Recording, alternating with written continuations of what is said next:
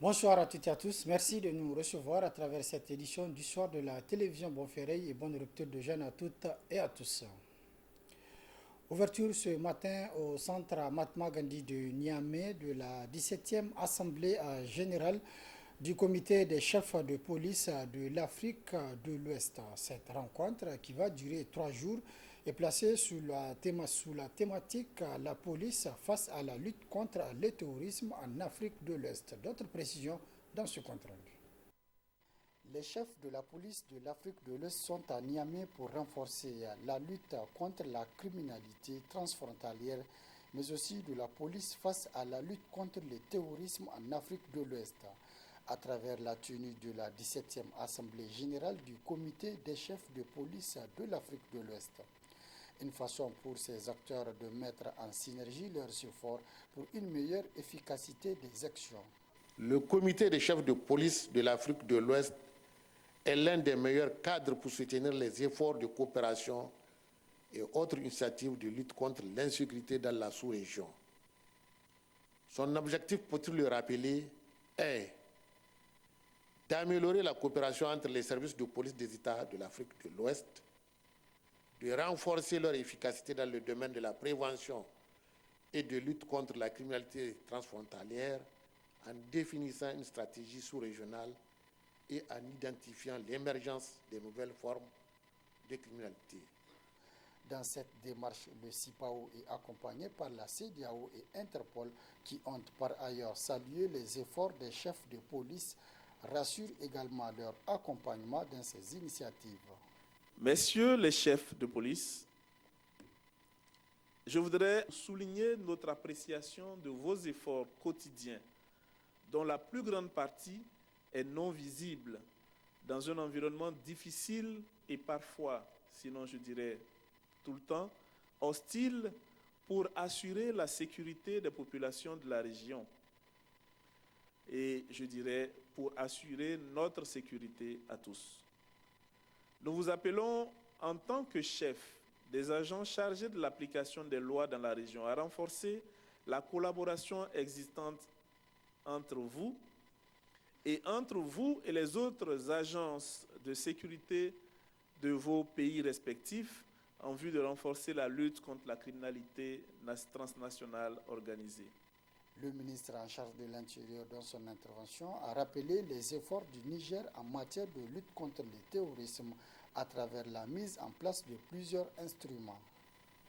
Sur le plan institutionnel, le Niger s'est doté de plusieurs structures, comme le Conseil national de sécurité chargé d'adopter et de mettre en œuvre un schéma ou plan national en matière de sécurité intérieure prenant en compte la lutte antiterroriste. Le service central de lutte contre le terrorisme chargé de coordonner les enquêtes en matière de terrorisme. Le Comité national de lutte contre le terrorisme qui est l'interface entre le gouvernement et les partenaires en matière de lutte contre le terrorisme. Créé en décembre 2003 à Accra, au Ghana, lors de la 27e session des chefs d'État et de gouvernement de la CEDEAO, le comité des chefs de police de l'Afrique de l'Ouest constitue un organe consultatif pour la coopération policière régionale pour lutter contre la criminalité et les autres menaces sécuritaires en Afrique de l'Ouest. L'association des caméramans des médias privés du Niger, SCAMEP, a rendu public cet après-midi une déclaration de presse au siège de la Maison de la Presse. Cette déclaration est relative à l'agression dont a été victime un de leurs membres, à savoir Habibou Gissa, caméraman au groupe de presse Enfani. Le compte rendu de cette déclaration avec Youssouf Haidara et Lukoba.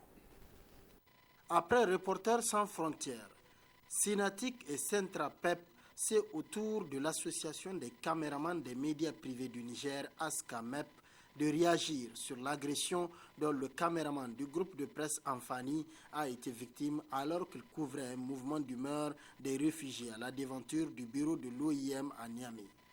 Selon l'ASCAMEP, Habibou Gissa a été victime d'un acte de barbarie. Monsieur Habibou Gissa, caméraman du groupe de presse Enfani et membre de l'association, a été agressé par des vigiles en fonction ce jour-là sur instruction du chef de la sécurité. Des injures, des coups ont été portés à notre caméraman, à notre camarade, jusqu'à endommager son matériel de travail. Pire, le chef de sécurité a avoué publiquement et devant nos collègues qui sont partis se renseigner sur les raisons d'une telle agression qu'il assumait entièrement la responsabilité de cette bavure. Barbarie. L'ESCAMEP s'indigne contre cet acte de barbarie envers son membre qui n'exerçait pourtant que son métier de reporter sur le terrain. L'ASCAMEP interpelle les différentes institutions et structures en charge de la promotion de la liberté de la presse d'œuvrer pour que les reporters soient protégés sur le terrain. Soutient et encourage le groupe de presse Anfani suite à la plainte déposée à la justice. Interpelle le CSC, le ministère de la Communication, la Maison de la Presse, les organisations socio-professionnelles des médias, l'ERTIN à s'impliquer davantage pour une presse libre et indépendante au Niger, afin que plus jamais ces actes de barbarie d'une certaine époque ne se répètent. Cette nouvelle agression à l'endroit d'un des membres de l'ESCAMEP nous interpelle tous sur la nécessité de faire bloc comme un seul homme autour de la protection de notre cher et noble métier. Tout en apportant son soutien au groupe de presse Anfani, ASCAMEP réaffirme son engagement à défendre et à promouvoir la liberté de la presse dans le respect des textes en vigueur au Niger. Le quotidien des travailleurs nigériens de plus en plus difficile, surtout en cette période du mois béni du Ramadan où tout est devenu cher. En tout cas, c'est le constat dressé par les travailleurs nigériens dans ce reportage signé Sidi Koroun. La Oumma islamique du Niger entame ce jour la 5e journée du mois de Ramadan, une période de dévotion totale au tout-puissant Allah qui s'impose à tout fidèle musulman. Seulement, ces devoirs religieux s'exercent ces dernières années dans des situations difficiles faites de cherté des produits très prisés en pareilles circonstances. Une situation qui submerge totalement le travailleur nigérien qui, chaque année qui passe, voit son pouvoir d'achat se rétrécir comme une peau de chagrin. Les revenus qui sont octroyés aux travailleurs sont vraiment très en deçà de leur capacité à faire face à ces besoins alimentaires. Et du fait, vraiment, c'est la précarité. Et les gens, les jeunes, vraiment dans des conditions très difficiles, avec les denrées de première nécessité vraiment qui sont en hausse. Aujourd'hui, vous faites le tour du marché, vous allez voir le prix du sucre qui constitue quand même une denrée pour les jeunes. Le prix du sucre a augmenté. Les dates ont augmenté, les autres produits alimentaires ont augmenté et de ce fait, les travailleurs ne sont pas capables de faire face à ces besoins. À un certain moment, l'intersyndicale des travailleurs du Niger a fait en sorte, ils ont lutté pour qu'il y ait le rehaussement du taux de SMIC. Et à la date d'aujourd'hui, ce rehaussement du taux de SMIC n'a pas eu lieu.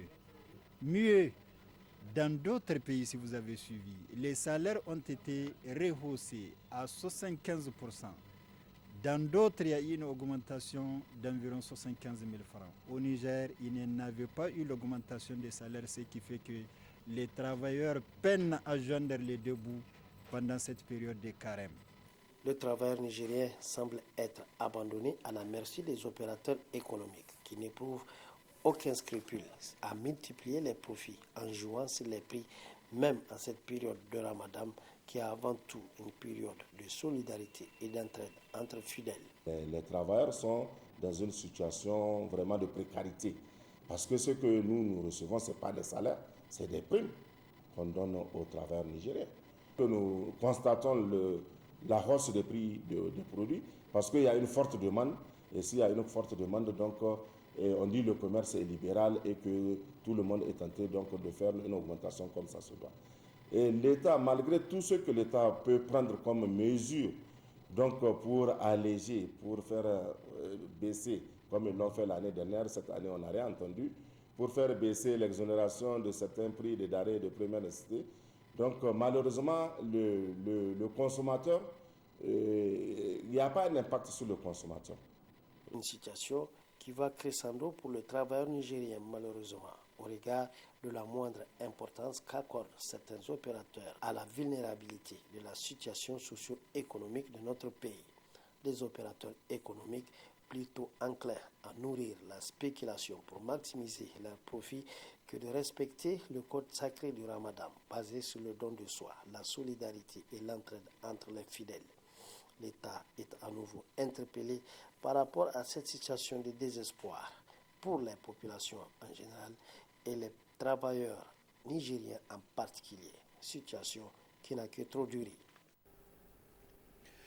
Autre aspect de cette édition avec le volet reportage de cette édition avec une de nos équipes qui s'est intéressée à la hausse de prix de produits de grande consommation en cette période du mois béni du Ramadan, une hausse de prix qui impacte sur la qualité du jeûne des citoyens, n'est-ce pas Aïcha Aboubakar et Omar Boukari? En ce mois béni de Ramadan, on constate une hausse des prix des produits de grande consommation sur les marchés de la ville. Une grimpée des prix qui n'est pas sans impact sur la vie du citoyen qui peine aujourd'hui à s'offrir un jeûne décent. Je ne comprends plus la situation. Dès que le Ramadan est venu, il n'y a même plus de patron de 100 francs et on n'y peut rien. Tout est cher sur le marché. Le riz, l'huile, tout est cher. Avant, le citron de 100 francs nous suffisait largement. Et maintenant, il n'y a plus de citron ni de gingembre pour 100 francs. Une flambée des prix habituellement constatée à chaque mois béni de Ramadan au point de devenir normal pour certains citoyens.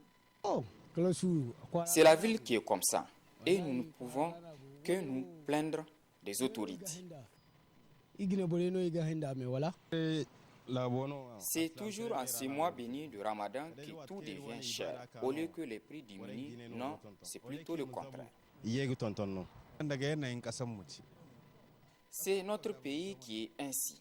Et si on regarde bien, la responsabilité incombe aux autorités. Un phénomène fortement réprimandé par l'islam, surtout en ce mois sacré de Ramadan, où il est primé le partage et la bienveillance à l'égard du prochain. C'est un mois dans lequel musulmans, commerçants, non-commerçants devraient faire largesse et devraient revoir le principe même de la miséricorde. Parce que, comme nous l'avons dit, cette miséricorde, ce n'est pas la fraîcheur de l'eau, non plus les dates, non plus les invocations que nous faisons dans la mesure où beaucoup de gens s'arrêtent devant des boutiques et retournent le cœur serré d'avoir été obligés d'augmenter sur ce qu'ils ont alloué à cette dépense pour la raison qui est censée leur donner la miséricorde. Ils sont en train d'avoir le contraire de ce qu'ils espèrent. Nous avons une option qui nous garantit la miséricorde d'Allah, c'est de faire miséricorde aux créatures d'Allah. Irhamu fil ard, yarhamukum fis sama. Faites miséricorde sur terre et celui qui est dans les cieux, Jalla wa ala, vous fera miséricorde. La hausse des prix des produits de première nécessité, un phénomène difficile, voire affligeant pour les citoyens, surtout en cette période de grande abstinence où la consommation des aliments en qualité lui est nécessaire pour gagner en calories après une journée de jeûne. Dernier aspect de cette édition, à l'initiative de El Haj Aminou Sodanji, une rupture collective du jeûne de Ramadan a été organisée hier après-midi au centre orphelinat Oumar Bello Barkiré de Saga. C'était en présence de plusieurs invités et orphelins du dit centre. D'autres détails dans ce compte rendu. El Haj Aminou Sondanji, aux côtés des orphelins de l'orphelinat Omar Bello Barkiré de Saga, pour rompre le jeûne du Ramadan et apporter un don au dit centre, composé d'huile, maïs et sacs de sucre. Cette action de bienfaisance en ce mois béni du Ramadan est vivement saluée par les responsables de l'orphelinat. Et nous prions beaucoup Dieu pour que ce geste puisse lui être accepté comme un don, ce qu'on appelle Sadaka Jaria, et que vraiment Dieu prospère ses affaires et qu'il continue à aider les populations défavorisées et la communauté musulmane nigérienne. Et nous remercions beaucoup aussi tous ceux qui ont contribué à ce que cette donation puisse être à bon nommé et que vraiment que Dieu nous aide et que le mois soit vraiment un mois clément et un mois de bénédiction, de miséricorde et de pardon aussi. Il appelle également les bonnes volontés à emboîter le pas du donateur. C'est l'occasion pour nous d'appeler toutes les bonnes volontés nigériennes pour qu'ils puissent venir en aide vraiment aux populations défavorisées. Et au-delà de cette bonne volonté, nous prenons tous ceux qui disposent vraiment des moyens considérables pour venir en aide aux populations défavorisées et aux nécessités également. Créé en avril 2019, l'orphelinat Omar Bello Barkiré de Saga compte à son actif 252 orphelins. Aussi, à travers ce geste, le donateur El Haj Aminou Sondanji veut ainsi aider ses enfants orphelins à passer un bon mois de Ramadan, tout comme les autres enfants, mais aussi de se sentir plus à l'aise et digne. Merci de l'avoir suivi à toutes et à tous. Prochain rendez-vous de la rédaction demain, Inch'Allah, à partir de 12h30. Très bonne réception. Au revoir.